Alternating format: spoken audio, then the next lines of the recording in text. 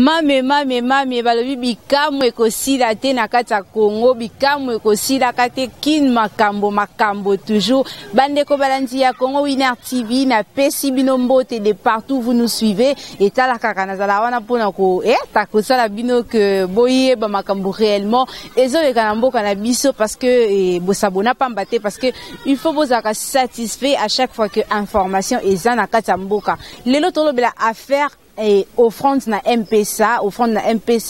na Orange Money, offrande na nzela ya téléphone nde makambo na kati ya mboka oyo. Et banda bakanga ba église il y a de cela 3 mois passés, ba pasteur ba komo na mboka na ba TV, na ba internet et partout et mais ezana eloko moko zo déranger ba congolais mingi ezakaka na sima mate ya ba pasteur na suka nango a pesi mo numéro mo bo tinda offrande na M-Pesa o tinda offrande na Orange Money, tinda offrande na téléphone wana kutu bakinwa bazo boye eloko wana ningo sakana te to kite na terrain po to zula bino ba réaction na bango yango botika la brancher pe bolanda bango na réaction.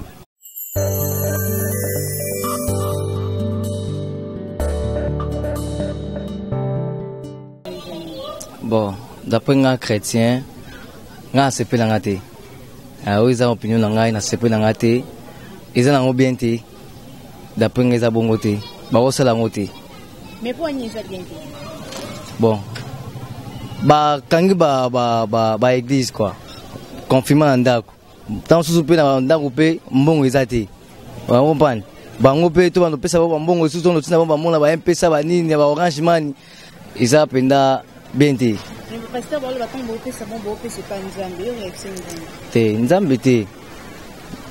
Baza la claire nzambe te. To pesa bango mbongo to pesa bango mbongo peut-être baza ande ba senga ndenga normal que peut-être to vivre na ba offrande na bino ozo comprendre de ba kangi boy donc to ba pesa offrande to lende ni donc bo sunga bo kansata na biso so bo zibo mbongo bo kasata biso pesa so mo ke balo ba te ke bo pesa offrande ndenga ba M-Pesa bo pesa nzambe non mais tant on pesa na église on pesa bona nzambe te na église. Oui, ça pas. Non. Je ne crois pas. Bon, ça obligé pesa ya offrande pour nani. Na pesa na église. Na sungi musala ya église mais nzambe te. Et aux autres ya ba pasteur ni kasi. Bon, on a isa ba onkaka ke batika eloko ba osala. A mutu so nga senga za clair. Que confinement oyo to vivre tant so ba mungu na bino.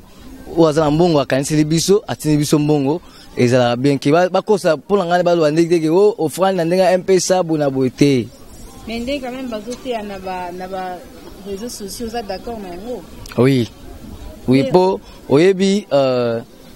soki sans prière to bunga nzela. Ozo mbana. Ndé bazoté na réseaux sociaux eza bien po ba to zala na nzela to bunga te. Mais ça fait presque 3 mois que l'église est au Kangama. Et souci n'a pas par rapport à dossier. Bon, bakonzi batela biso likambo pour bazongisa biso église. Bako kangata nyonso me église bakangate batikela biso église ezala. Bon, réaction nanga eza vraiment dona idée nanga no liboso ezano mabe, c'est pas bien. Mama Nzambe tozo ngona loisir te. Mama Nzambe za oyo il faut tous avoir en considération, tous avoir comme elo mo boué au pena donc parce que ça vie toi no mémango le roi comme le roi moi venti le roi moi théâtre na micho to la maman maladie toi maman problème malade to lukana nous façon nini o to bantu quoi quand ça prière pa Nzambe pour maladie et le ngwala mukini ce que yozo ça ba tuké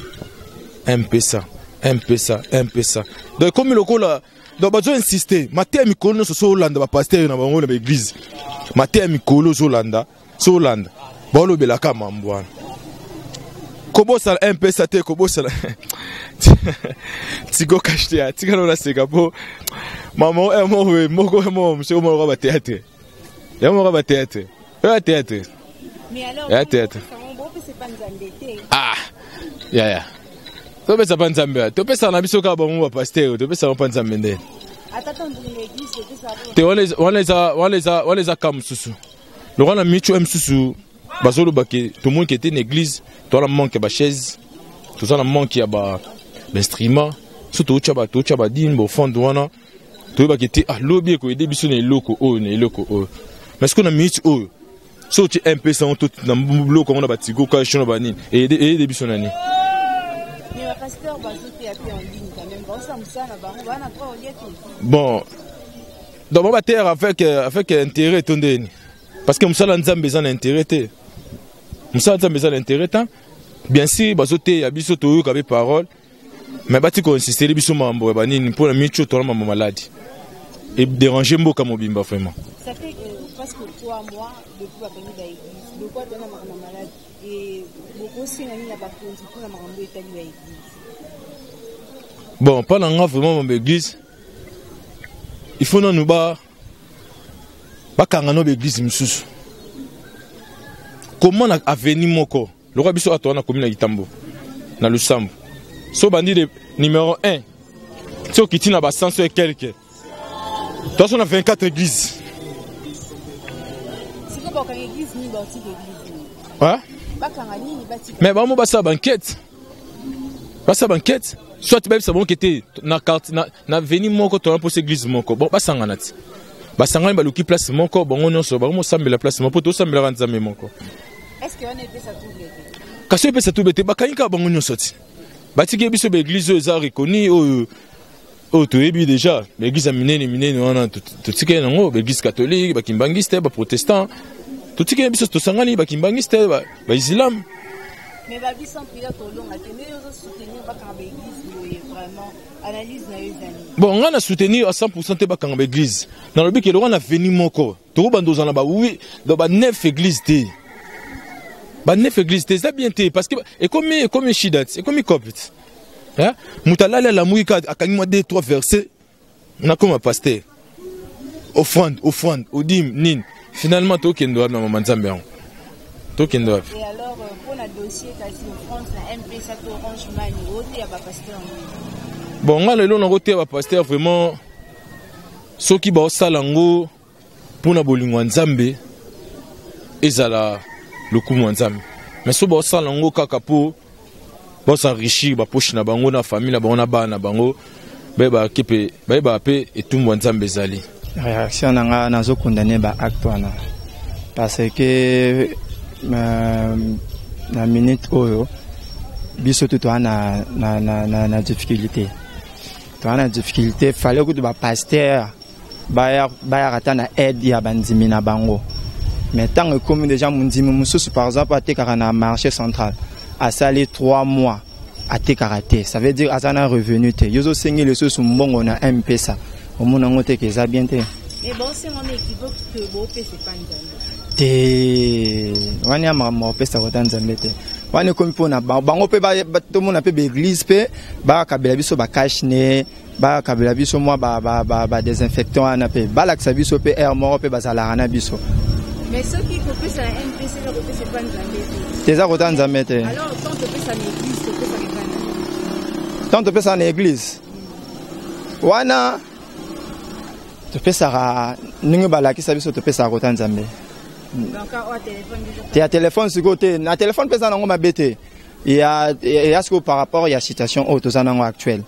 et à peine bandimi avant coronavirus ba noti na ba pasteur ba mbongo na ba mpesa na banin mais na minute au biso tout oza touché na crise o ezo tomber o ezo moto tout azo nyoka manaka china yango ça veut dire ba église fallait ne pas comprendre ba pasteur ba église ba pasteur fallait pas comprendre que parfois bandimi mais déjà 3 mois to sambela ti réaction les amis par rapport to sambela to kene ba culte net nga na to sambela na ndako to sambela en famille ba culte ne église ne ezate mais ça na bato ba ministère ko ke ba culte pour ba sambela ni au conseiller bango en conseiller bango par exemple comme si ba lobby ni ba luka par exemple département et intercession département de besoin sala moi ba réunion de prière na bino et alors conseil mais les amis pas pasteur au bazo ko marteler beaucoup plus quand l'Italie offrande na MP ça to Orange Money tenga vraiment na lobby na za contre ba pasteur wana conseil wana conseil na repesa ba pasteur za ki na minute au biso peuple tozo nyokama tozana ba revenu te to ane le rote to linga pe be église et to mona pe ngape na vandi na ndako pasteur na biso aye akabe biso ata ba cash ne na ba désinfectant akabe biso ata biloro ya rolia mais comme biso peut on a passé parce que tu as parfois une économie koleka biso mais aussi nganga sur mois 2000 na minute on a minute bon ça vraiment passe na to ya dollar ya minute dollar à 20 dollar à 20 là va pasteur va comprendre biso ne va savoir de l'église catholique to moni ba PCP ba don bon pour ngai na monya o mabete potine to kenara be église to pesa kaka mabonza ezate ke soki bakangi église ke koki ko pesa mabonza te mais ça na ba télé bazo ba pasteur bazo iba bongo mais wana ça qui moyibi te pour offrande pesa maranango nyoso to kenaka église. Mais alors tu sais déjà presque 3 mois d'église déjà pour kangama ni nyango penzo aussi na autorité mboka on a autorité mboka on a kosenga ke bafunga kaka be église pour monique batu banet ba pasteur mususu balela kaka na ba profitera kaka ba offrande wana et ba profitera kaka na ba offrande wana kasi onde ba hôtel milon ba lo ba profitera wana si ba yiba ba mbona na koyiba na ndenge nini et ça mabonza tant que l'église to pesa mabonza. Bon, alors message ya suka nini ko lancer pour na bandeko nyonso bazote na ba pasteur pour na mambo eta de prendre na MPSA. Pour na bato bazote na offrande na MPSA na woko lobake bon eza na ngope lisumu te pour chaque fois tant de jours prier to pesaka mabonza eza na ba taxi bis muto soka te ya te suka nango suka kaka na mabonza.